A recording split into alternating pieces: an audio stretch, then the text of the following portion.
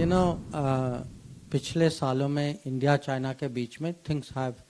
not been good and not been easy. And इसका कारण, मुख्य कारण ये है कि हमारे बीच में कुछ agreements थी, सालों से थी, और ये लिखित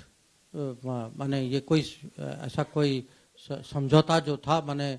कोई इनफॉर्मल नहीं था, बहुत स्पष्ट था।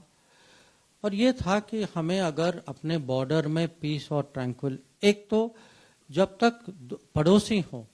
आपस में, जब तक सीमा में पीस और ट्रैंक्विलिटी ना हो तो जो रिश्ते जो हैं आगे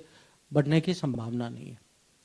तो ये उनको भी पता था, हमें भी पता था, इसीलिए। और अगर आप देखें जब से हमारी रिश्ते जो हैं नॉर्मलाइज हुए हैं, 62 में युद्ध हुआ था, उसके बाद 14 साल लगे हमें एक एम्बेसडर वापस भेजने में, उसके बाद 26 साल लगे 62 के बाद पहला प्रधानमंत्री गया, राजीव गांधी जी गए, चीन गए, और 93 में और 96 में 2 अग्रीमेंट्स हुई थी, उसके बाद भी हुई थी 2005, 6, 12, 13। और इसका जो निचोड़ ये था कि दोनों साइड जो हैं वो जो लाइन जो बनी है, क्योंकि हमारी सीमा जो है वो म्यूचुअली अग्रीड नहीं है, कि दोनों साइड जो हैं वो फौज कोई संख्या में फौज नहीं लाएंगे वहाँ, और अगर कोई मूवमेंट भी होगी इस संख्या से ज़्यादा वो दूसरे साइड को बताएंगे और तभी मिलिट्री मूवमेंट होगी। अब 2020 में इन्होंने चीनियों ने इसका उल्लंघन किया और अग्रीमेंट होने के बावजूद वो बड़ी संख्या में वो लाइन ऑफ एक्चुअल कंट्रोल पे वो अपनी मिलिट्री फोर्सेस लाए।